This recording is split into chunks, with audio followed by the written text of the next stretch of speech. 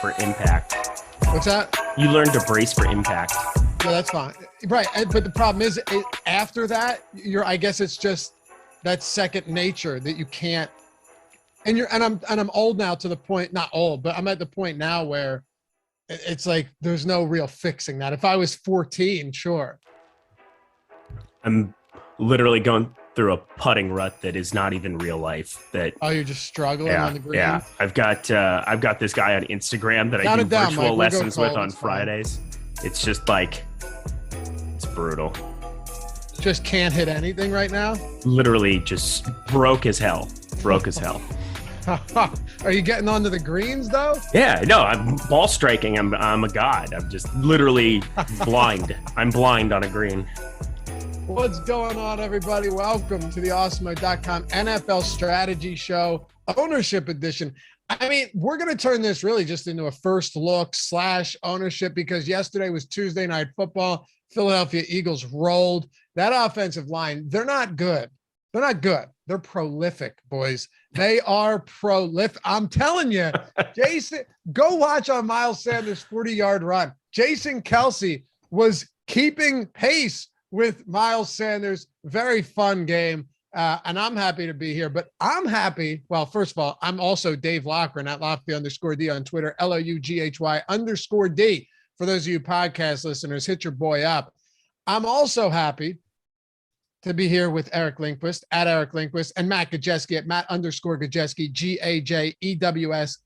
GAJEWSKI. I always struggle with that. I'm reading it off of his name and I still fuck it up.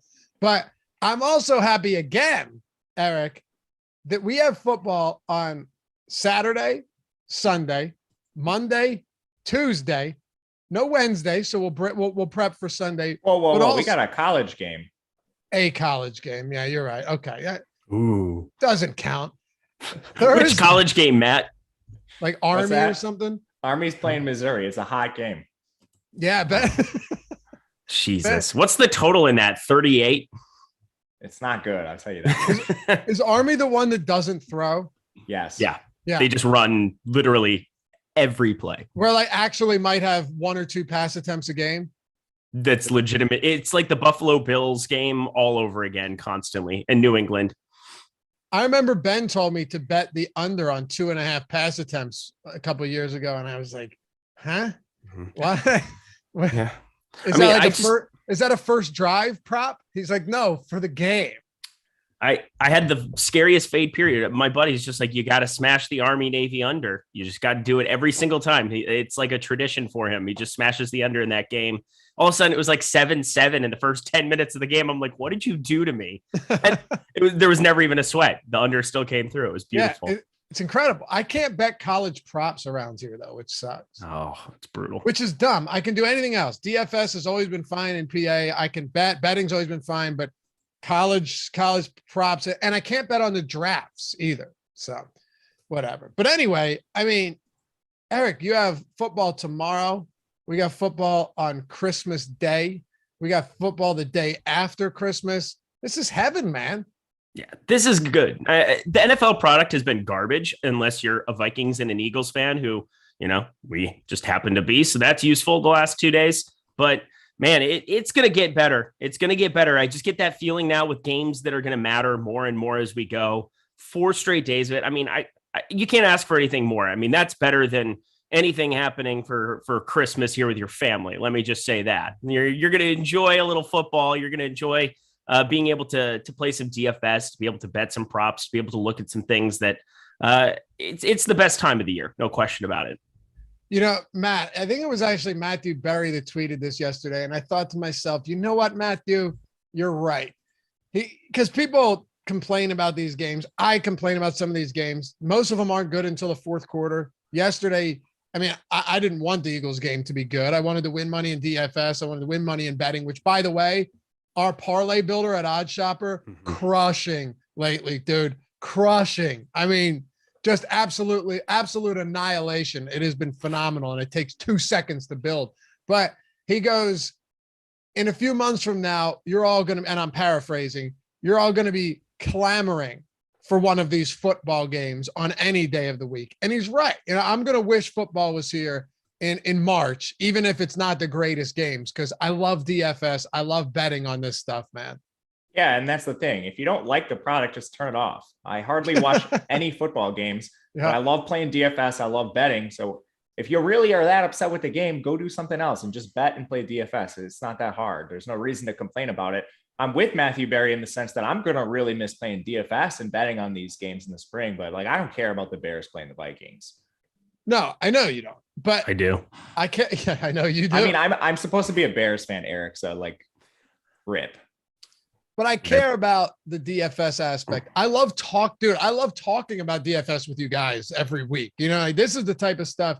Talking DFS football for me is more fun than, and I know you guys might be basketball or college sports, but I love talking about NFL football for DFS and betting. I just love it.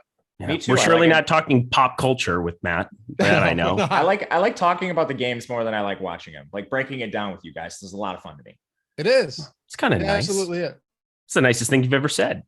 You know, I was thinking about this yesterday. You know how you have those games, and of course we're hitting on all positions, all ownership today.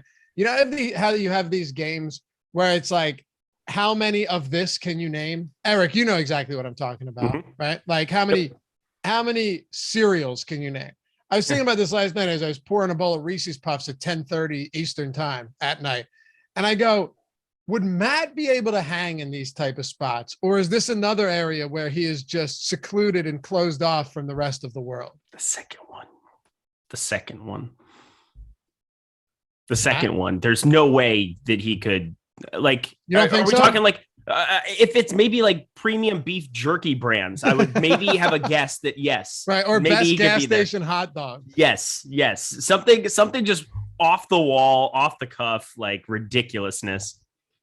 Could you do it, Matt? Cereals? Like if we went 8 rounds, could you hang?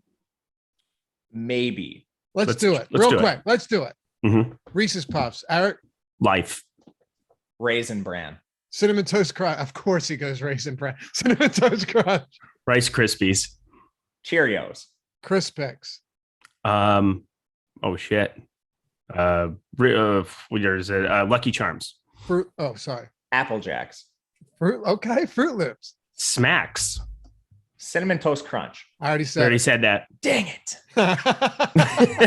There it is.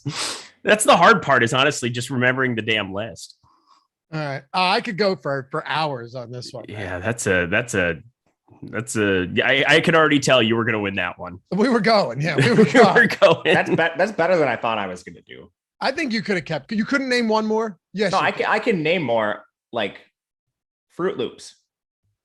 Already said. You already said that. Literally the last one. Checks. How about that? Oh man, just out of your mind. You're my favorite, though.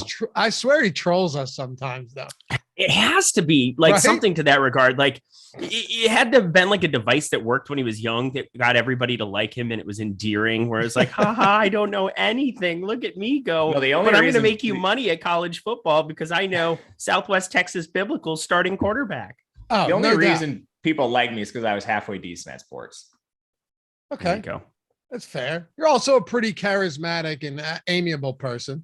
I appreciate that. Thank you very much. Yeah, for sure, man. All right. Yeah. Frosted Flakes. Josh plays DFS. That should have been one of the out of the gate. That's a classic. Honestly, no, you got to save one that's obvious and wait to use it for later. That was kind of the game plan. The trump card. Yep. Yeah. I was going to say Count Chocula was always in the back pocket for me. I was never going to fire it off early. Okay. Yeah. I mean, you could have got, there's a lot out there. Fruity Pebbles, Cocoa Pebbles, Cocoa Krispies. It just keeps going, boys. Special K didn't even come up. Ooh, man, because we're not 75 years old. Special K. I said Raisin Bran. What? Delicious. See, Raisin Bran. No, Raisin Bran's in like every hotel ever. I definitely rock with some Raisin Bran, but I always take the raisins out because they're terrible. I love continental breakfast. Yeah. Wait, hold on. Honestly, great take. He takes the raisins out of Raisin Bran, so he has Special K. Oh, that's kind of what it is, I guess. I mean, it's close. Yeah. It's honestly the next door neighbor of it. But here's the thing. Raisins are trash. Like there aren't many foods that I go strongly against, but you could be a grape. You could be wine. You could be a lot of things. And you chose to be a raisin. Do you like grapes? Yeah, I like grapes. Like grapes, red wine. Love red wine. Just hate Raisins, the I can texture, understand the that. look. Oh, it's awful. I love pickles. I think cucumbers are the most disgusting food on the planet. Interesting. Yeah. Interesting. I mean, Yep. it's you like pickles because they're pickled in like that salty water. Matt, what's your least favorite food? Like them. So we know gas station hot dogs your favorite. What's your least favorite food? Good question. By the way, Matt, I ate a can of tuna last night as well, and it was delicious. My man. I don't know. I don't really know my least favorite food. Like, what don't you want? Like, when you look down at a table and you're just like, I don't want that on Christmas. What won't you eat? A hot take I have is I don't really like steak, and I like steak. Oh my god! Oh my god! I told you you're trolling us. No, I'm not. I'm kidding. No, I'm not. Dude, steak. Like I will eat steak. So saying I don't like it isn't the right word. But if I was at a restaurant, a nice one that had like good fish or chicken or other types of entrees, steak would be way down the list for me. I see what you're saying. So if I invited you over and I had a nice steak, medium rare, you'd eat it and you'd probably enjoy it, but it wouldn't be your preferred meal at a nice restaurant. Exactly. It would be one of the last. That's all right. Would you put ketchup on it? No. Okay. Okay. No, then you're a real person. That's good. I'll use steak sauce on a steak that's not like the best steak. I don't think that's a violation at all. And I don't care. Not at all. Yeah, especially if you're like at a diner or you're doing something like that back in the day. A1's just fine. A1's fire. A1's fire. Well, peppercorn A1. Try that out, man. Ooh. I just hate all the Heinz steak sauces. Like that's just not. Tried them. Oh, they're not good. Again, in South Dakota, you try everything. Traditional is A1, and you can't go wrong there. Fire. Anyway, you guys want to talk some football? Maybe. Yeah, let's do it. Let's do it. Hit that thumbs up if you haven't done so yet. It's always nice to learn a little bit about Matt, though. It always there's a little more every week. I'm on too many shows where it's like I think people know that I like ducks. Apparently, it's become like the new thing. It's like I'm married into a family of Oregon duck families, and that's taken a life of its own over the last couple of weeks with the help of Greg Ehrenberg, who likes to think that quack quack chat. What's up? Yeah, I did see that. What's your least favorite food? Eric? What is your least favorite food in chat? Snap decision. You can't think about it. First thing that comes to mind. Least favorite food. What is it? Raisins. Done. Oh, it is raisins. It's definitely raisins. It's like not even like remotely close. Blue cheese would be close second, but actually no, it would be a distant second. But raisins number one, definitely. Okay, I think I'd go cucumbers. Disgusting. That is next level. They don't really taste like anything. Is the weird part. It tastes like shit. I don't like raw onions. Oh, I like some. Yeah, give me some onions. Man. I love onion. Yeah, you're pickled crazy. Onions, of course, Matt. But it's because it changes the flavor. You know what I do? I grab some dill pickles. I mince them up nice and I throw them in the tuna. That's delicious. I do that as well. What's ambrosia? I've never even heard of it. Ambrosia. I know. I've heard of it. What is it? I don't know what it is. That's why I was asking. Why did that come to mind? It's in chat. Oh, I don't know. Benny, what's ambrosia? Brussels sprouts. Yo, Brussels sprouts are good with some hot sauce, Bo Gray. You ever put some hot sauce? Yeah. Bacon with Brussels sprouts is fire. You ever do bacon wrapped asparagus? No, that sounds incredible. I put it on the grill like in the summer because you're in California. You could do it whenever. But yeah, bacon wrapped asparagus in some foil. Oh, it's delicious, man. Anyway, we're once again 15 minutes into this and we've done nothing. But here's the thing. It was really entertaining. It was fun. It was fun. I think I said already, but yeah, hit that thumbs up. If you like this stuff, we joke around about this a lot, talk about the YouTube overlords feeding the algorithm. All that's kind of true. I mean, there's nobody, actually, there probably is someone behind the scenes, with certain things, not us, but in the sense of it does help us a ton to grow this channel and keep doing what we're doing and, continue to pay all these guys that put a ton of work in every day. By hitting that subscribe and liking the video, it does a lot. And commenting if you're watching this after the fact, after the show has gone live. And we're almost at 70,000. We're at 69,100. Thanks to you guys. It's been a blast all year long. We're coming up on the end. We're coming up on Christmas. So we'll be at 70,000 soon enough. Sincere thank you to everyone that hangs out with us every single day of the week when we do these football shows. We love it. All right, let's rock, fellas. We got 11 games here, starting off at running back. Our ownership was wonky this morning. I hit Alex up. I go, man, we got Adrian Peterson leading the way at running back for ownership. Not far behind him is Carlos Hyde. And he's like, yeah, I see no lies here. I see no lies. Yeah, he's like, I already ran an update. Don't worry, we're good. Sorry, thank God. But we've got Matt at the top. This kind of standard, what I expected. James Robinson against the Jets, even if Hyde is back. Ronald Jones with no Fournette. They just signed Le'Veon Bell, which is amazing. The guy just keeps landing on new teams. But with Leonard Fournette likely headed to the IR. And then Eckler. Josh Jacobs is the only one, maybe Dalvin Cook a little bit, that surprised me. But the top three, Robinson, Jones, and Eckler, all seem like guys I would expect to see at the top in their respective matchups. Yeah, it makes sense. And they're all cheap outside of Eckler too. But overall, like James Robinson at this point with the coaching change, I think you can assume he's going to get the workload. Carlos Hyde's boy is Urban Meyer. I mean, Carlos Hyde played for him in college.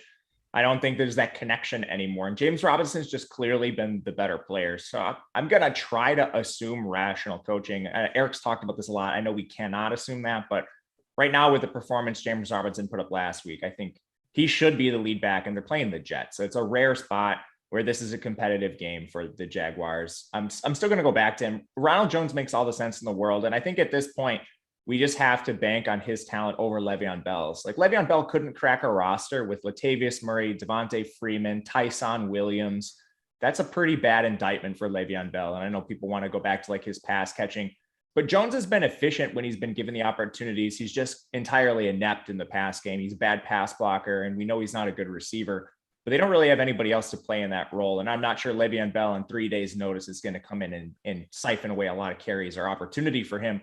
So honestly, I think I'm comfortable eating this chalk at running back right now, as long as it stays in the reasonable range. Both Ronald Jones and James Robinson are around 17% right now, but I don't know. Do you view it the same way? Yeah, I mean, James Robinson is going to be much more popular. I find whenever somebody doesn't, it's Wednesday, so we'll see. Exactly. FanDuel did a miraculous thing. They went like 8,200 there on James Robinson. So like that's wild. Discussion point. They've been really aggressive actually lately, which is nice in some spots. And Ronald Jones is 5,400 over there, so it's not exactly every single thing that they're picking up. But 8,200 for James Robinson definitely is going to be a talking point the entire week. Where is that worth it?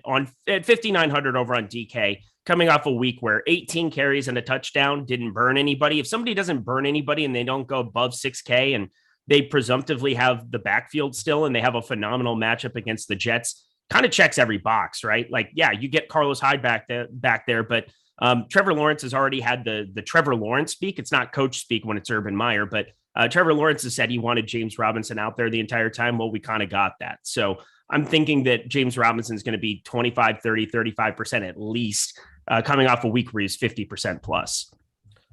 Yeah, and on Yahoo too, he's $26. He's appropriately priced. Mm-hmm. Right? He's the same price as DeAndre Swift. He's $1 less than Cordero Patterson, $2 less than Mixon. That makes sense. So it is. It is DraftKings where I don't want to say he's egregiously underpriced, because I actually don't think he is. I think he's underpriced. I do, but this is still a trash offense. And I think you at least have to factor that in. Jets are a bad team. I love James Robinson this week. I think he should be popular.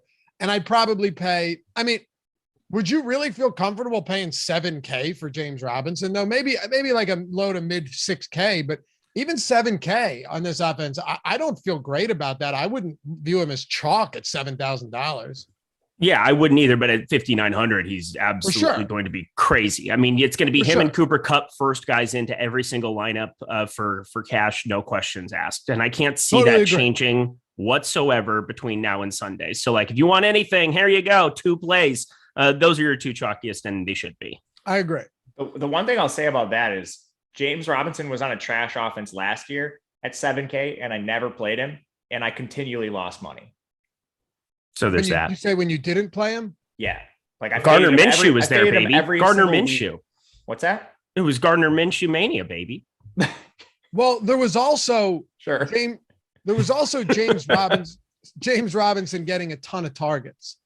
Mm-hmm. Yeah, and I think that might be the case again with Carlos Hyde phased out. I don't know for sure. Like you bring up a very good point there, and we just don't know what that touch split's going to look like. Maybe, you know what? I take that back. Oh no, okay, never mind. Because he only had 60 targets last year, but he played 14 games. So and he's been hurt this year too. So we haven't seen like full James Robinson. Yeah, true. Maybe it's not that different. I don't know. They've just been the offenses Lawrence didn't throw a touchdown for like 8 weeks. I mean, I'm exaggerating there, but I think he had what maybe he had no, he threw one in week 12. He had thrown 1 touchdown since week 9. He didn't throw one last week either. 9, 10, 11, 12, 13, 14, 15. So 1 touchdown in 7 weeks. He's atrocious, man. Yeah. The can't miss quarterback. I mean, it's going to be Ryan Leaf conversations this entire offseason. So I hope he enjoys that. That should be fun. Like from a team building perspective, I've been thinking about this a little bit. All these teams are just investing egregious resources into the NFL draft, like Trey Lance at 3. Mac Jones seems to be the only one who's really panned out. Fields, I think the jury's still out. So you can say what you want about these quarterbacks. But one thing I thought about, like, why not just build all of the assets around him? Draft your Jamar Chases, your Penny Sewells, whoever it may be at the top. And then there's like 4 quarterbacks that are on the market. Like Russell Wilson wants a trade. Aaron Rodgers wants out of Green Bay. Deshaun Watson, whatever happens in that situation, he looks like he's out of Houston. Why wouldn't you try to build up your assets and be a desirable landing spot for a proven commodity? Like the Eagles, like honestly, I'm not homering here, but like the Eagles. Yeah, or Carolina maybe. That Carolina, DJ Moore, I only say that because the Eagles have 3 first-round picks next year. Right. That is a very, especially with Devontae Smith, Goddard. And that offensive line is the best in the game. It's ridiculous. Oh man, she's the best in the game now. Oh yeah, they are. There's no doubt. But I don't know why you're not building with that in mind. And a lot of criticism goes to Detroit, but I actually don't hate what they did with like Penei Sewell. I mean, they did draft 3 defensive tackles. So we have to look at the full body of work. Like that's certainly not going to get it done. Right. But there's some things you can do to build around a potential like landing spot for a quarter, like what Denver did with Judy and Sutton and Fant and their growing offensive line and Javonte. There's a reason why Rodgers was rumored to go there. It's a very desirable spot for a quarterback. I don't feel great about Russell Wilson right now. Yeah, he looks rough. He weird. Said he wanted to go to like one of 3 places, right? The Giants were one. Like they invested in Daniel Jones. I think if you could go back and be like, hey, Russell Wilson wants to play for you, maybe you don't waste this first-round pick. I don't know. Yeah. And Eric, 7 straight games with 175 plus rushing yards for the Eagles. 5 of them 200 plus rushing yards. Yeah, I don't think there's a better run blocking line in the league right now. Colts. No one has done what the Eagles have done since the 85 Bears. I mean, yes, yeah. Colts run blocking is very good, but Jonathan Taylor's better than anything behind that Eagles line. That's probably so. Again, that's probably the difference. But I think Miles Sanders is #good. Like he's good. Oh no, you're talking. He's preaching to the choir, fella. I'm saying. We've had this discussion before. Yeah. We're not talking about talent of them. I just think from an offensive line standpoint, I mean, the Colts, obviously, like for me, it's just like, is there a portion of the line you can run behind when things get tough and get that, goal line carry that you need in the clutch? And I still would take the Colts over the Eagles. Yeah. Eagles had 2 linemen out yesterday and they still ran for 240 yards or whatever it was. Useful. They're good. But I would take over. Okay, quickly, and then we'll get back to this. And Bo Gray, thank you for the offer to come down to Texas and get that fade and the beard fixed up. I don't shave for like a week when I got a haircut coming up because why would I just have them do it for me? My barber gives a good skin fade though. Come hang out tomorrow, but you'll see. You can grade it. You can tell me if it sucks. You can tell me if it's an Adam Scher fade. Just don't butcher me like you did to him. That was just mean. If you one quarterback in the league that could be available this coming season, who would you want? For me, it's not even a question. All outside stuff aside, it's Deshaun Watson. Yeah, that's the right answer. It's not going to be the popular answer. He's young, and I don't care about being popular. We saw it on a terrible offense. If you can do it on a terrible offense with a terrible coaching staff, imagine what you could do with competency around you. For sure. What about you, Matt? Because I don't care about the popular pick in terms of what people think. Oh, how could you say that? He's the best guy for the future. What about you, Matt? I mean, Rodgers is 38. Russell, he has a lot of years left, but you're also going to have to pay for him. Watson's going to be the cheapest, I think. And he's 25 years old, 26 years old. Like, He's in the prime of his career with presumably 10 seasons left. What else do we have here? I don't think we have much more chalk. Like you have Michael Carter, David Montgomery, Swift, Mixon all coming in between like 10 and 13%. Do we expect Michael Carter to get back to the heavy workload this week, Matt? Because Ty Johnson was out and Carter, despite not really being in a game that was separated by much, even though they were huge dogs, only a touchdown loss, really didn't get the type of work you would have hoped for out of him coming off of the IR.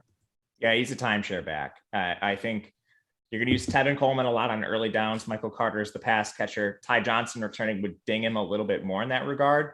But I think you're going to get him at pretty low ownership right now. I do not agree with the 13% ownership we're seeing on the screen. Same. Like you look at around the industry, and I just listen to a lot of shows everywhere. Like Levitan on ETR is talking about how Michael Carter was the worst cash game play he's ever made in his entire life. Like nobody's going to play this guy. Okay, so in hindsight, we want to play armchair quarterback. I mean, he only played 53% of the snaps. That's what Levitan said, not me. Yeah, but I'm saying he played 33% of the snaps the week before against Miami, and then you got Ty Johnson back and went back up to around 50-something percent. I mean, it's just such a weird thing. Again, that was a month ago that he had 33%. So, I mean, he got hurt in that game. But even before that, 52, 58% when he was healthy, weeks 9, week 10. It's definitely one of the worst plays I've probably made, period, as well. But I will say he's always been a timeshare back too, is kind of the other part. Going back to North Carolina, Javonte Williams and him, that was the duo, right, Makajewski? Yep. And it was a headache then for college DFS. It's going to be a headache for us going forward here with this guy because I think he's very, very talented. We've seen some upside weeks from him, but yeah, 13%. I'm probably not going to be there on it. And of course, this is going to be the week that he sees 65% plus of snaps, catches, 9 targets or nine catches with 14 targets like he had in week 8 it was. It's ridiculous what he can do when given opportunity. It's just going to be rare for him. He's a small back. He's a tiny dude. You know who I will go to over Michael Carter if this ownership holds, and I don't even think it's close. And I did play him last week. I had some Michael Carter too. It was tournaments, but it was still not the greatest decision. I agree with both of you guys. One very good decision I made, and it could have paid much bigger dividends in the event that he did a little bit more with it, was going to Devin Singletary at very low ownership, because when Moss was ruled out, you look at the previous game, Singletary played 82% of snaps. And that was one of those spots where, all right, was he great? No. Did he get a ton of work in that game?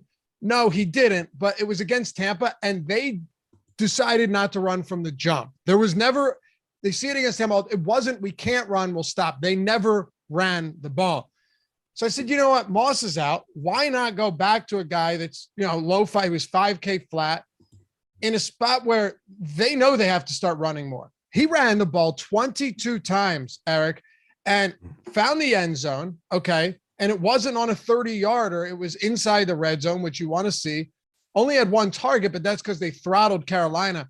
I'm telling you right now, they're going to come into this matchup against New England, a team that just bludgeoned them on the ground and a team that they will probably struggle a bit to throw against. I think they come back and they run the football, and Devin Singletary, because the Patriots are a decent team, but their offense is not a high octane, they're great offense.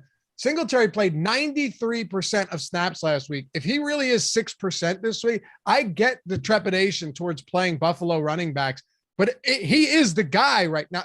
This is no longer a timeshare in Buffalo, and I think they know they're going to have to run in this game to make things work. I like Singletary this week.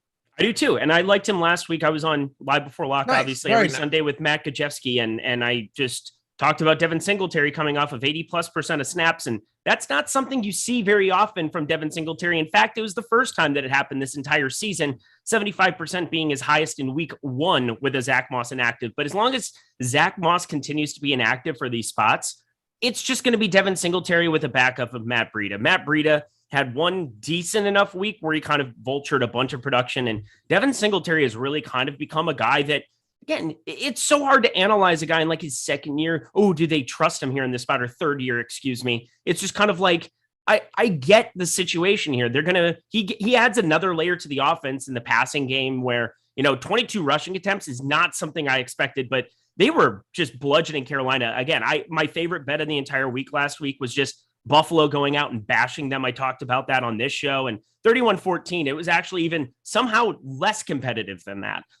So I like Devin Singletary in this New England spot. I think, in the event that he has so many outs in the way, not like a Austin Eckler or a Christian McCaffrey type, but like somebody where he's more of a passing game option. So if I'm going to be starting to see 20 plus carries out of him, similar to the way that we did for Kamara earlier in the season, he's one of the most discounted, if not the most discounted back besides James Robinson on the slate.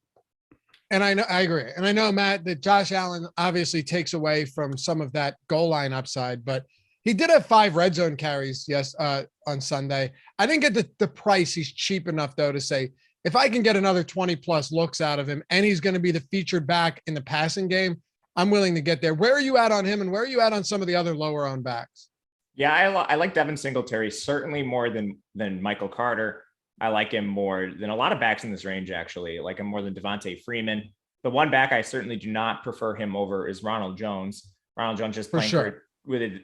They have a near 30-point implied team totals, 11-point favorites over Carolina right now. You'll see that a little volatile because they're missing a lot of players, but Tampa Bay still has the second highest implied team total on the board. But in this range, specifically for low-owned plays, I think we can go right back to your boy, Miles Sanders. And I mean, it's a spot where I think people got burned by him earlier in the year. He's only 5,600. And a lot of that is because he missed the pricing adjustment playing on a Tuesday night. DraftKings had their main slate out on Sunday night, so they just didn't get to see how productive Miles Sanders was.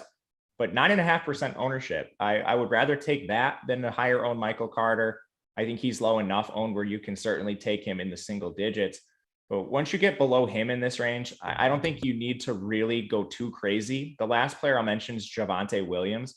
He did work ahead of Melvin Gordon this game. It's really the first time all year we've seen that when they've both been healthy. So I think Denver, they're playing Las Vegas. That defense certainly doesn't scare you. It's a close projected game. Denver's actually the dog, but I'm not sure it matters if Javonte is going to handle a majority of the work. I think this could be another one of those weeks where we can play multiple 5K, mid 5K backs and feel pretty good about it. And people are going to look at yesterday and go, yeah, well, Miles Sanders, despite having 131 rushing yards, he did have 2 goal line carries too. He just couldn't get in. He should have scored. I live bet him at plus 300 to score and thought, there's no way I don't hit this, and didn't, of course. But I'll take that any day of the week. Back-to-back 20 fantasy point games, back-to-back 120-plus rushing yard games. Here's the one thing I like, though, Eric, and I think this could suppress ownership a little bit. I don't like the Jalen Hurts factor, right? He now has more rushing touchdowns of any quarterback in the Eagles history, and that's a team that had Michael Vick for a few seasons, that had Randall Cunningham, that had Donovan McNabb. All right, that's crazy. But the one thing people are going to look at, they're going to say, yeah, well, what about Jordan Howard's workload? Yeah, I get it. Howard had 15 carries yesterday too, but they ran 40 plus times. Here's the thing.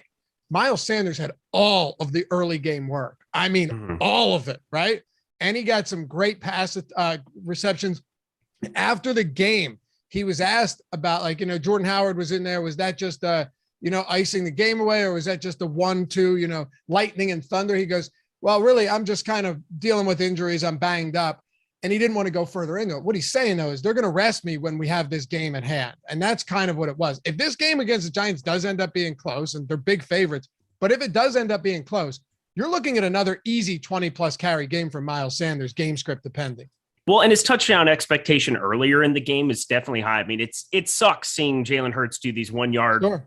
I mean, it's awful. It's really, really bad. But it works, and that's what's even worse. But it suppresses his ownership too, because Miles Sanders gets both of those. What does he own this week? He ends up 25%, something like that. I mean, he's still probably going to get steamed up coming off of 2 games where, again, 24 and 18 carries. We're talking about a gigantic workload here, sub 6K against a bad team, low total in the game, but implied team total over 25. So everything you're saying checks. Where Miles Sanders, I can't see not wanting to play him, considering I do believe he's #good. So I'm definitely going to probably be there with you. It's more of just, your stance here on them being the best offensive line in the NFL just kind of triggers me a little bit. But what's wrong? I don't see how that's even controversial. Okay, maybe it's just the overall Philadelphia nature to you, Lofty. I'm a true pest, dude. I am the most cynical person on earth. Yeah. Okay, how about this? If they're not the best, they have to be top 3. Yeah, they're top 3. I'll let them squeak into 3. I'll let them do that. Or 2, sure. Tomato, potato, Eric. I mean, if it's all the same thing, right? Yeah, I suppose. All right, I suppose. But yeah, I got one more guy. Please, we got another guy fired. Sony Michel, 3%. I think after what we saw last night, it is not a 50-50 timeshare between him and Henderson. And this is a spot where LA is 3-point favorite. Their team total is fantastic. 49.5 total overall, playing against your Minnesota Vikings, who just gave up 400 total offensive yards to the Bears. Yeah. I think Michel at 3% ownership is a phenomenal play. See, this is going to be so conflicting for me because, I mean, I'm attached to Sony Michel now. I've attached my wagon to this guy. Well, Lofty was like, I remember on these shows early in the year, Lofty was the original guy telling us we need to play Sony Michel, and everybody's going like, he sucks. We can't play him. So much. I brought him up on every Showdown show we're on together where it's just like, I thought that he was going to right out of the gate that first week just go nuts. I thought he would get a lot more of the work than what he did. I thought they would just continually hand it off to him in a positive game script, and that didn't happen. And now, I mean, everybody's really changed their tune, huh? They've changed their tune. He might be actually good, huh? Yeah, that's the funny thing about Michel, because remember when Cam Akers went down and they traded for Sony Michel, and everyone on Twitter is going, this means nothing. You guys are overreacting. And sure, early in the season, Darrell Henderson was getting a lot of the work. I get that. But there was this assumption that Sony Michel has just always been a terrible running back. And it's not really true. I mean, last year, he averaged 5.7 yards per attempt on a really bad offense. You could argue that Cam Newton opened that up a little bit, sure, but 5.7 yards per attempt, 79 carries isn't 300, but still, those are decent numbers. And this is a guy that has been top 10 in carries in 2 of the 4 years that he's played in the NFL. So it's not like he can't handle a workload. Yeah, I don't think you said anything crazy at all, all right? Yeah, no, he was a top 10 graded PFF running back. It just so happened that Damian Harris was like number 1 on the year last year. And you drafted Ramondre Stevenson, who, he's really good at running footballs. We should probably keep him the younger back here rather than having Sony Michel there, who coming out of Georgia had a lot expected of him, didn't necessarily come to fruition in the way that a lot of New England fans would have wanted to. He always had pass catching ability that he showed in the preseason. It never translated into the regular season, and I know that just as a frustrated guy that, he was stuck in a 3-man committee constantly, but when given an opportunity here and in a dynamic offense, there's just no doubt about it that he's going to perform, in my opinion. Like, it's not even, in the same way that you're convinced that your offensive line is the best around. For me, I'm just convinced that if somebody like Sony Michel, there are so many running backs like him that, maybe like top 20, top 30 running backs out here, if they get opportunity and they're going to get a majority of it, he's just better than Darrell Henderson is. He always was. He always will be. Oh, okay. That's just what it is. He's just better. He's more dynamic, more versatile. There's a lot to Sony Michel I love. I got you. Hey, I want to throw one more out there too before we hit on wide. We always spend the most time on running backs, and I think rightfully so. Agreed. Matt mentioned Devontae Williams. You and I mentioned Devin Singletary. We talked about Sanders, Barkley. Whatever, that's fine. Ramondre Stevenson. If Harris is out, his ownership's going to go up, but I like that again against Buffalo. But here's the one spot. Cordero Patterson's coming in around 8.8%. Now, I know, look, he hasn't been great lately, but it's not for lack of work. They San Francisco last week. They played from behind the whole time. Carolina, they got that win. He wasn't super effective, but he saw 16 carries. Tampa Bay, 13 for 78. Not terrible. 5 targets. The last great game he had was against Jacksonville, and that was the last easy matchup they've had. So I think, because Carolina's not they're a neutral matchup, I guess. I think if Patterson's really going to be sub 10%, around 8% against the Detroit Lions, who, yes, playing much better football lately, but I don't want to let one game against Arizona cloud our judgment moving forward. Even though I do believe they're improving, they still have a ton of injuries. Patterson's a guy that I'll have some exposure to if he's really going to be in the single digits. Eric, you got anything else at running back? Yeah, I got one more for you, just because this is kind of a presumptive spot for me. But Clyde Edwards-Helaire, he's got Patrick Mahomes there, and we have no Travis Kelce. We've got Tyreek Hill still out there, but that makes it, you need some dynamic playmakers to do some things for you here in the absence of Kelce. And I think that just from a running back perspective, the snaps have now started to trend back up. His first week back, 51%, but then against Vegas, 35% of snaps. That's just not going to be a normal game script for them. They blew the doors off of Vegas 48-9, after they stomped on the logo and did all that stupid stuff. What a dumb team. But anyway, Kansas City at the Chargers, there's 71% of snaps here for Clyde Edwards-Helaire. That's more of what I'm expecting in some of these neutral game scripts. It's 75% plus of snaps here. I think when you're talking about this being the Kansas City offense here, you have to be factoring that in here going up against Pittsburgh, not your Pittsburgh Steelers of old. 26 implied total here for Kansas City. Considering he's coming in sub 10%, he would be one of my favorite tournament plays to fire if the slate started today. And I'm 100% with you, Jason. He says Justin Jackson at 4,200 if Eckler doesn't go. He'll be mega chalk. There's no doubt about it. I talked about it on the Thursday Night Live before lock. My big stand was that I'm going to try and get way over the field on Justin Jackson, because if Eckler is not 100%, Jackson gets a lot of additional work. And fortunately that happened. He saw 13 for 86. He helped me take down the Awesemo free roll, boys. Yeah, I was going to say, I went from third to like second to last. At least I didn't have to get that damn book. That would have really sucked. But Matt, Justin Jackson, clear chalk, number one option on the slate against Houston if Eckler's out. Am I wrong? No, you're right. 100% right. Okay. Like, we don't even need to go any further into that. No, right. And that'll be news we have later in the week for future shows. We should spend a second talking about PrizePicks, though, because they're just giving away the farm at this point, and that is a good thing. It's player prop contests, very fun. Eric, you do a post-lock show for NBA all the time for PrizePicks, and you guys talk about all of it. Look, you even got the logo back there on your TV. It's the user experience is super nice to begin with. You go to prizepicks.com, App Store, Google Play Store, whatever you want. All you're doing is building lineups. It could be 2, 3, 4, or 5 player lineups. A 5-player lineup nets up to 10 times your nets 10 times your entry fee. But unlike other parlays, if you hit 4 of 5, you still 2x your money. If you hit 3 of 5, you can still make money back. And there's a million different sports. You can use cross sports as well. So if you wanted to do basketball, football, and college football all in the same lineup, you can do that. But that's all great, okay. But to get started, what if I told you use the promo code Awesemo, AWESEMO, and you'll get up to $100 in a first match deposit bonus? Man, beautiful.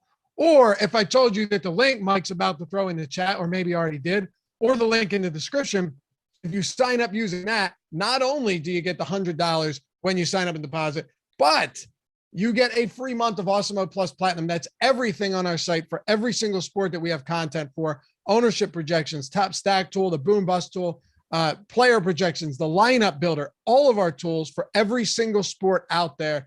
I mean, it's a $90 value the entire month, everything on the site, entirely for free when you sign up and deposit using that link. And if you use that promo code Awesemo, you get $100 when you sign up and deposit. So seriously, it'd be crazy not to take advantage of this little early Christmas present here. And you go over there, make some money, use our free player prop projections, use Odd Shopper, and take advantage of it, because there's no juice on either side. It's just the over or the under, a real way to make money and build your bankroll. Eric, you got anything for me coming up?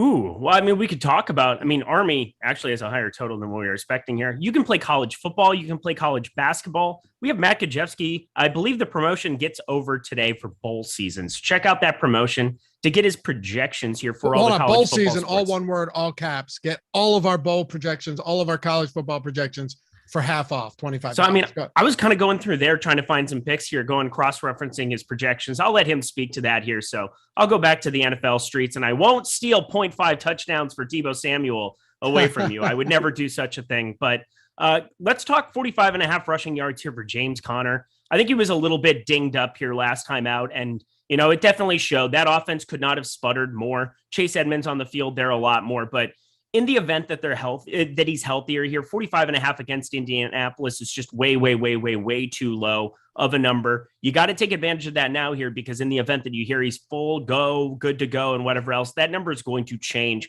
as you get closer. So take advantage of its inefficiency right now. I like that. Matt, what do you have? Yeah, I'm not sure if I'm supposed to go to the college streets now after that pump up by Eric. Thank you very much for that. The kind words are much appreciated. You can do whatever you want, brother. I like Cordell Patterson against Detroit. Speaking to your point earlier, 47.5 rushing yards. It's reflective of a guy who's playing with. What's that? It's at 47.5. Yeah. Wow. What did you think it was going to be at? I thought it'd be higher than 47. The guy's getting 16 to 19 carries a game. That's what last I thought. week he didn't, but what'd you say? He didn't last week. He got like what? 13, but they 11, were playing from 11, behind from the they sucked. Yeah, they were terrible. They're playing Sorry, Detroit. Matt. I was surprised by that line. Yeah. So I like that one towards the over. I could go into college props all day, but I recorded 2 videos on that. So I'll stick with NFL here. Cordell Patterson. Should we be checking that out on the odds channel or here on the DFS channel? There's actually some of both. Okay. We did a live video for the DFS channel, and there's a little VOD type on the odds. There's so much prize pick content for college football, and it's so soft. It's well worth your while if you're in a legal state. Love it. I was hoping we had a Devin Singletary rushing yards prop. I feel like they're still going to be low. I do. Mm-hmm. I'm going under on Barkley, 53.5 rushing yards. I actually like that a lot. I just don't trust with Mike Glenn. I don't trust this offense to get anything going on the ground. Eagles defenses look better lately. Give me the under there. Let's talk wide receivers. But like I said, Awesemo promo code, $100 deposit bonus. Get the free month when you use the link. Michael Carter's out due to COVID. Oh, 1 minute ago from Schefter. It doesn't really do much though. Like I don't want to play Tevin Coleman or Ty Johnson. No, but I don't. We just talked about running back. So before we put a bow on it, Michael Carter. Now you should see some more ownership probably going towards Ronald Jones, Singletary, those type of plays. Mm-hmm. For sure. So gross. There's 15 Jets that just went on COVID. Yeah. Wait, what? 15. What? Schefter just tweeted it. Stop testing. All right. Including Robert Saleh. Oh, there we go. It's crazy. Man. You know, eventually the good news is it's just going to sweep through the entire league, and then no one's going to be getting COVID for a while. Herd immunity. Herd immunity. In all seriousness, yeah. At this rate, how does it not? When you got 15 in one shot, it's crazy. It's crazy. So the wide receiver position is crazy this week. It is. And Cooper Kupp is the most nice job. The most automatic. You're getting good, man. But learn from the best. The most automatic receiver out there at this point, Eric. There aren't enough superlatives to describe how good Cooper Kupp has been. That's all I have to say. You want to play Cooper Kupp, just play Cooper Kupp. He's dumb. He's a cheat code. And why is he only 9,100?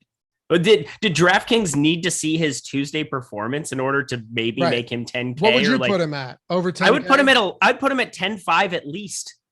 Right? 10.5. I mean, it's just free. It's free. It's automatic. And it's ridiculous. And again, he will be 50% owned this week against the Minnesota Vikings on the road. It's just going to happen. Look at his box score and let me know. I don't know that that's true, man. Like, what have happened to this point, I think. 40. So let's set the line at 42% in the milli. Over or under? Under. I'll take the over. 42%. Chipotle, the three of us. Let's go. I still owe you Chipotle, so I'll just. Still owe me Chipotle. I just remembered that. So really, it's just for me to get Chipotle from Matt. Okay. Because because you'll get me Chipotle eventually. Well, I'll have 2 and 3. I'm doing the math here. Yeah. So if I lose, you will be neutral, and I'll just get Matt. I'll Venmo Chipotle. you today. No, stop it. It's on the tab. It's on the tab. Do you guys know where he went to college? Who? Kupp. Eastern Illinois. Eastern Illinois. Eastern Washington. I got Eastern. I have no idea. I got the Eastern right.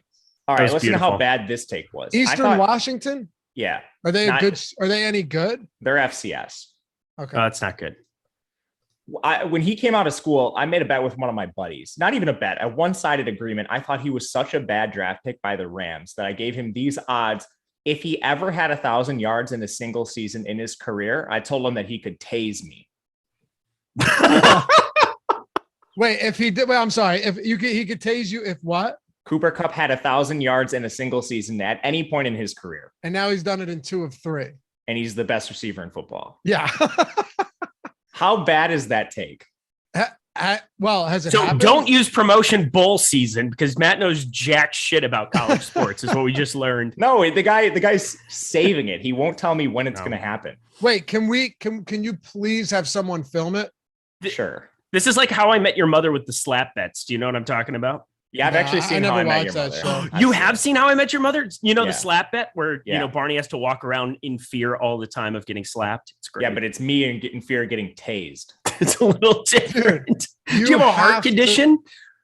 Yes. I would go get that checked before you just willingly get I had tased. heart surgery when You'll I be was in high fine. school. You had heart surgery and you agreed to getting tased? Well, I don't have it anymore. It's fixed. Yeah, he's good. Is Yeah. it going to be a taser gun or like one of the contact tasers? So one of my, I don't really know the difference. I'll explain it to you because one of my buddies has a taser, which is why this is a very real thing that's going to happen to me. It's like the handheld one that has the like shocker that comes across. So I don't think it's the one that shoots out. Right. Am I It's the one that you have to make contact. Yeah. Okay. Okay. Yeah, I don't know a lot about How did this tasers. how did we land on this for the bet? Like that's the major question I have. Because Who Matt was is- he probably saw that knew his buddy had a taser and was that convinced that Cooper Kupp would never have 1,000 yards. It makes sense. It does. Like if you're hanging out drinking, shotgunning 4 Locos as he probably was, and he sees the taser and he's like, hey, you can tase me with that if Kupp ever, or, you know, they're having a conversation about Kupp, right, Matt? And then it's like, hey, if Kupp has 1,000 yards, you can use that and tase me. That's essentially what happened. Yes. Right. It makes sense. I would say the same, not with Kupp, but I would say I would make a stupid bet like that as well. Oh my The problem is, if he didn't, did you get anything? Like, did you get to tase him? No. Oh, so this was just a This is lose. just the worst bet I've ever heard. Yeah. And that comes from a guy who willingly ate chalk. So like, it's not ideal. Snap answer, Matt. We talked about this might not have been our show, but you have to answer right away. Where do you draft Cooper Kupp PPR redraft league right now? Probably if everybody's healthy, like number 3. Wow. I love it. Behind you- Henry you and probably Taylor? put- What's that? Behind Taylor and Henry? I think so. And I'm McCaffrey, maybe if you can guarantee me he's healthy. Right. What about you, Eric? Go. Number 2, probably. I mean, This I is can't. crazy. I'm saying I would probably take him number 2. I think the only guy that you could like make a case for if healthy would be McCaffrey. Or I Taylor. would say You don't think Taylor? no, just Taylor. I mean, the thing Offensive is, line isn't good Taylor. enough. Jesus, Taylor and Henry. Taylor and Henry are kind of their own things. At PPR, you said PPR redraft, right? Yeah, PPR redraft. Yeah, number 2. Kupp would be number 2 for me. It actually makes sense. Yeah, It actually insanity. makes sense. Look at what you're getting. The guy has a floor of like 15 and a ceiling of like 50 right now. Like legitimately, like it's that wide ranging. I guess he hasn't exceeded 41 here, but I'm speaking a little bit hyperbolically, but like not really. The guy's had more than 10 targets in every game but one, and that game he had 9. It was against Houston, and they limited him there in the second half. His lowest total there, 11.4 here on the season.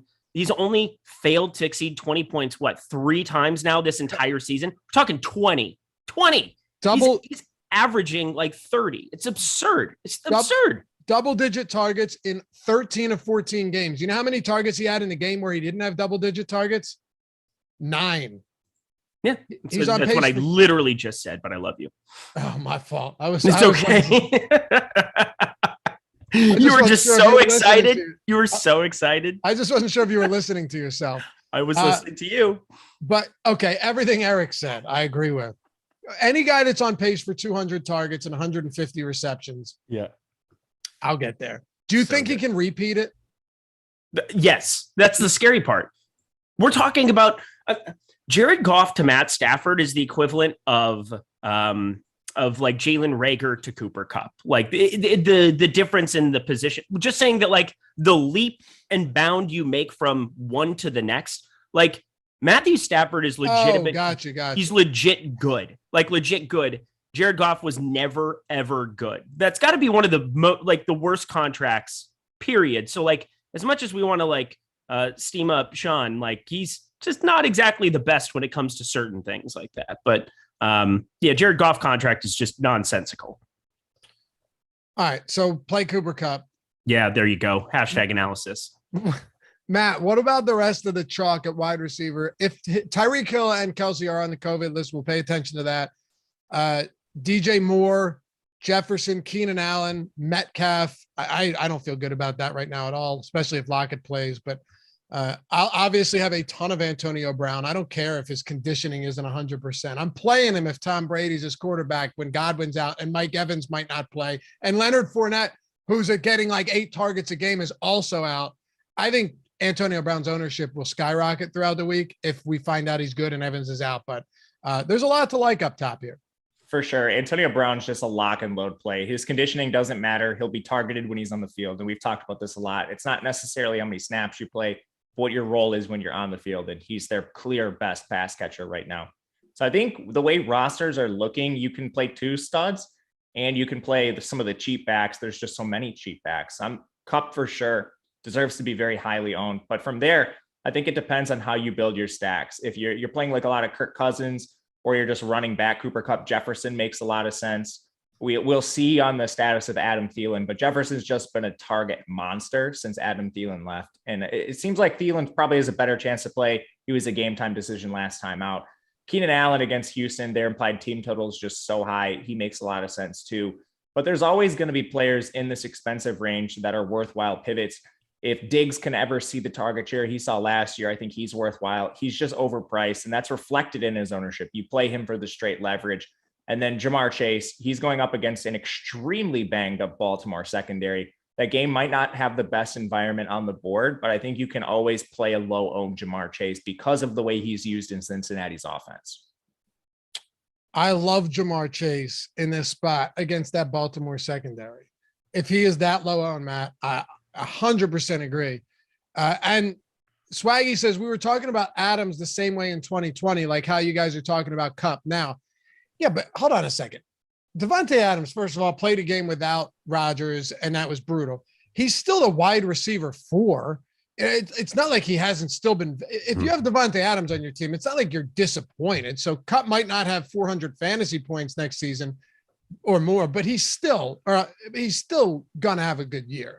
Also, Aaron Jones in the offense, like legitimately, my favorite coach in the history of the Green Bay Packers is Mike McCarthy because he never used Aaron Jones, and it was lovely. That's horrible. Yeah, because Aaron Jones is one of the most talented running backs I've ever seen play football, and like legitimately nobody. Because again, we talk about opportunity. He's a monster. Yeah, but Devontae Adams has paid off his round 1 draft tag. You don't think so? No, I do think so. Yeah. Without a doubt. Yes. And listen, by the end of the season, would any of you be shocked if Adams, vaults to wide receiver 2? It wouldn't.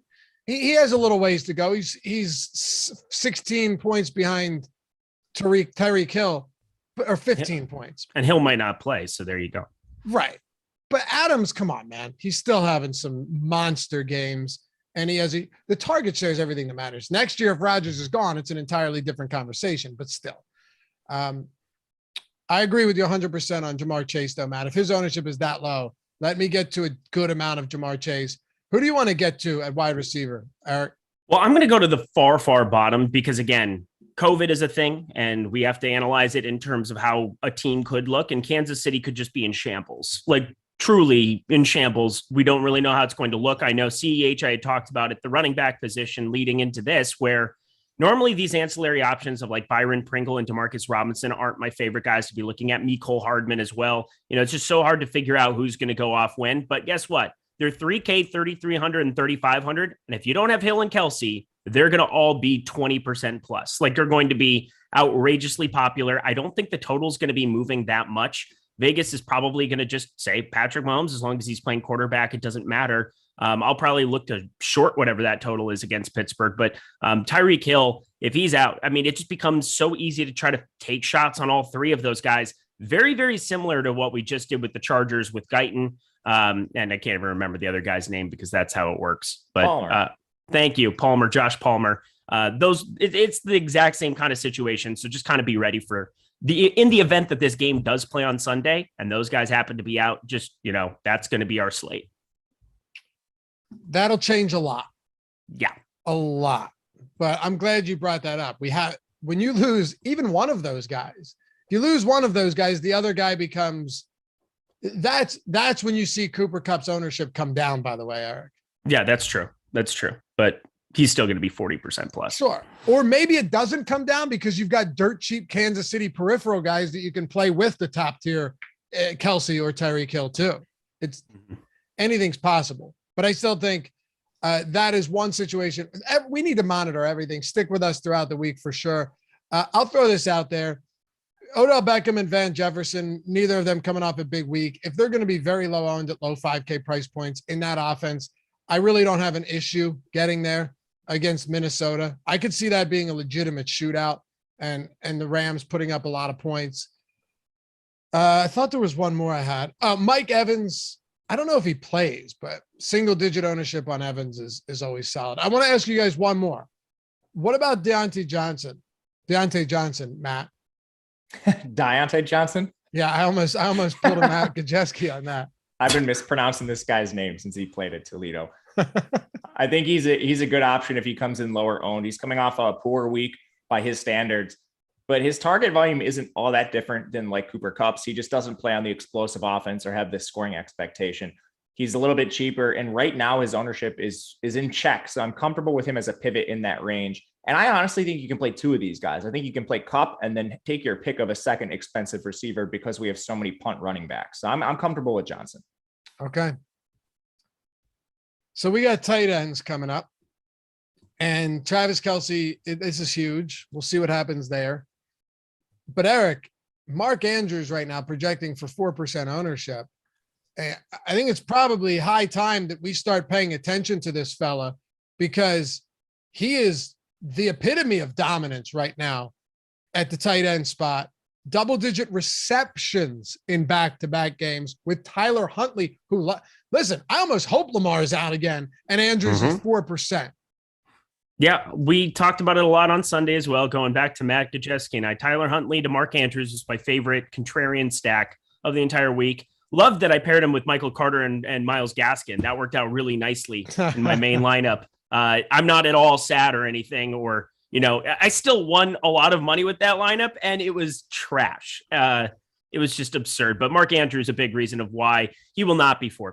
We can all agree that somebody even at 7K who's had 30 plus upside here, you're kind of taking scatter shots. You don't have Kittle here on the slate, so one less guy to worry about. You do have Gronk. Absent all these other targets, I got to expect, something similar to the 11 targets we saw last week, and maybe more than 2 catches, more than likely. But I'm looking at Mark Andrews as definitely going to be the guy that people are looking to pay up for in the event you don't have Kelsey. I hope that all those Kansas City guys are in. I think it makes the slate a little bit more interesting. Maybe other people disagree because then you get tons of value and they like to just jam in, everybody else. But in the event that Kelsey's out, Mark Andrews, I just don't see how he doesn't get to 15% plus. Andrews is now the tight end 1 on the season in PPR. It's incredible. Yeah. Matt, my highest owned, I had my highest exposure to any game stack was Green Bay, Baltimore last week, but I kind of screwed it up because I was mostly Rodgers, Adams, and MVS, which was solid with the Andrews run back. But man, the difference it would have made if it was Huntley, Andrews, and still would have had Adams, which is tough at that price point, but it opens up a lot more with Huntley being the QB1 and also a lot cheaper. But yeah, people keep sleeping on this Baltimore team and guys like Andrews. And part of the reason is their defense is so bad. They're in constant shootouts. Like they can't stop anybody. They can't stop opposing passing attacks. And I don't see that really changing down the stretch, and definitely not against Cincinnati, where you have 3 legitimate alphas on this team. Boyd's going to man the middle of the field in the slot, and then you have Higgins and Chase operating on the perimeter. Baltimore doesn't have the bodies to stop that passing attack as long as Cincinnati doesn't shoot themselves in the foot and run Joe Mixon straight up the middle 20 times, which they very well may do. They've done it a lot this year. So overall, I think just on a run back situation, if you think Cincinnati's going to score a little bit, who's the natural run back? And at this point, it's got to be Mark Andrews over Marquise Brown. The target volume is just too good for him. And to your point on him being expensive, that doesn't matter as much this week when we have so many viable punt plays. And we saw this last week. I was running optimals on Sunday, and Kittle was really expensive coming off his monstrous outings prior. And he was still popping up in optimal lineups just because salary was so loose. And if the Chiefs situation happens, you're going to be dealing with all the salary in the world. So I think Andrews does make a lot of sense. It's a weak slate for tight ends. I don't think Waller's going to play. He's projected for ownership right now, but they might shut down Waller for the year. He's so injured. From there, you have Gronk. I think Gronk makes some sense with the limited pass catchers they have. But after that, are we going to continue to play the Pitts roulette wheel? I have no interest in it. I'm playing Goddard. Just give me the pride of South Dakota State. Go Jackrabbits. I don't want to play Pitts either. How do you pay for Pitts at that point? How do you keep paying? He should be mid 4K at this point. I hate everything. Pitts is like a poor man's Zach Ertz. I don't know how to describe him. He plays a lot in the slot, but he's on such a bad offense, and they prefer to target Russell Gage over him. He also just had some egregious drops last week. I was watching a lot of that game. Well, I don't know why. Who, like Eric said, though, who would you rather play? Goddard at 5,100 or Pitts at 5,800? Dude, I would rather play O'Shaughnessy. Jesus. The volume's not different. And with O'Shaughnessy, you get everything else. And he's cheaper. Yeah, you get Trevor Lawrence quarterbacking. You can't. Yeah, but I don't care about that because you have Matt Ryan quarterbacking Atlanta. It's two bad quarterbacks. Oh yeah, no, I'm totally talking shit about Kyle Pitts. I'm with you. I was just he should be below 4K. Kyle Pitts, yeah. I love that Matt just takes it and runs with it. Yeah, you literally just and I'm like, we'll turn it up just a little bit. He would have cool. He would have to be 2,900. I'm going, I think, he's overpriced at 5,800. I mean, he should be a mid 4K guy. Matt's like, you'd have to pay me to play him. You could tase me if he ends up. Yeah. Exactly. I'm done making taser bets. I love this. That's probably a good idea for your sake. Boys, my God. Let's do this. Let's induct some people into the Hall of Fame and then give our top stacks before we head out. One more thing. Hit that thumbs up if you haven't done so yet. We appreciate you guys for it bigly. And if you haven't done it, maybe you just forgot. That's okay. Or you're on your mobile cellular device and chat's covering the thumbs up. Just click out for a second, hit thumbs up. It's a big ask. It's a big help though as well. So thanks. All right, let's do this. Have we updated the Hall of Fame? Let me just make sure. Yeah, we're updated. All right, please don't be 100 slides. All you got to do is go to awesemo.com/avatar, download it, use it at Yahoo, DraftKings, FanDuel, wherever. Finish top 3 in a field of 5,000 or more, and tweet your wins at Awesemo, HOF. Include Eric, Matt, and myself as well, because we like to see this stuff. Catch that love on Twitter, the retweets, the likes, the congratulations. Get inducted into the Hall of Fame right here every single day and win a free month of Awesemo Plus Platinum, $90 value. And I should point out, it doesn't matter if it's the Millie or if you're entering a nickel contest or a dime, long as you finish top 3 in a field of 5,000 or more. How much you win doesn't matter. It's where you finish. So Buffs, 15, 2,500. Man of very few words, just says at Awesemo HOF, but we'll take it. Congrats, man. Forrest Micenti, last Booker 3 sent me back to 4th from top 3, but still so stoked. $733 on a $20 entry. Huge stuff. Congrats, my dude. Oscar Sanchez, 20 max, $1 entry showdown. Missed a regular slate, but still had to get in for a little action. Nothing big, but I'll take it. 600. Hey, man, that's a solid win in the end one. It's tough to bink those. And Dave DeRemer, again, this guy always on here. Another Awesemo parlay builder. I told you, dude, the Odd Shopper parlay builder is just fire right now. I hit 2 big ones yesterday with that. Nice. If you aren't an Awesemo subscriber, you're losing money. Seriously. There it goes again, 100 in the 540. It's beautiful stuff. And then Zuit, Alpha Hand Build. Been learning to work the Awesemo tools rather than just look at them. Started using Fantasy Cruncher a week ago. You get that at awesemo.com. And took down the Showdown Mini Max last night. Awesome. $1,400. That's a huge win. Congrats, man. And the last one, Michael Verderosa, 375, 3rd and 5th place. Congrats, man. He says, thanks to all you guys and everyone else. Not my first, but I needed this. Thanks, boys. You've officially been inducted into the Hall of Fame. Congrats to everyone. Pick up that free month. And of course, again, get that avatar. Tweet us at Awesemo HOF and get up here as well. All right, Matt, favorite stack for the week. I think there's a couple of really interesting spots. There's the chalk and the Rams. They're constantly at the top of our top stacks tool. And I think they make a lot of sense. But there's the potential for some lower owned ones, I think, too. So one in particular, I think if you just go to the opposite side of that game is Minnesota. Assuming they can handle. You don't like this one, Eric? You stole it from me. It's the first time I've ever been able to recommend Minnesota in my life. What and I'm going to get to do it. Okay. I have a contrarian one, so I'll let you talk to it. But, okay. So I think you could also go to Seattle against Chicago, assuming that is a somewhat competitive game. Chicago was down their top 4 corners in their most recent game. And now it's Wednesday. We don't know who's going to play in that situation. But Minnesota and Mike Zimmer continually ran Dalvin Cook straight up the middle against this Bears defense and kept the game closer than it should have been. If Pete Carroll is a little bit smarter, which is a very questionable thing to say, they should exploit this Chicago Bears secondary. And maybe you get Lockett back. I'm hopeful. But you still have DK Metcalf and options to stack here, and their prices are starting to come down. So that has positive leverage based on our tool. So I'll take the lower owned Seattle stack so you can talk about Minnesota. Yeah, so Cooper Kupp ends up being a guy that is a huge portion of our lineups this week. I don't find it. You need to have exposure to him in some capacity. If you just full fade him, you're an insane person. But you want to find some kind of a run back there. There's no way around it. This is going to be the first time that I'm really full bore behind Kirk Cousins in this entire offense here. Going up against the Rams, Adam Thielen, a big piece that's been out. He almost played on a high ankle sprain 2 nights ago, which would have been just insane coming off of that against the Detroit game for him to have returned there. There were rumblings that he was going to play and that he said he was going to play, and then he didn't. So I'm just saying, I think I'm really paying attention to that news because I think the stack comes in a lot lower owned if you get Thielen in. And I love adding him to the portfolio alongside Justin Jefferson, a massive red zone role that exists for him. Conklin got a lot of the red zone targets, sans Adam Thielen, and I think it's pretty concentrated. If he gets back out there, you put Justin Jefferson and Adam Thielen together with Kirk Cousins, Kupp, and then you can punt everywhere else because there are so many good punt options. We're going to have some 3K wide receivers. We've got COVID everywhere. So I'm telling you right now, I absolutely love the Minnesota side in this game. Okay. I can appreciate that. We have them with a positive leverage score as well right now.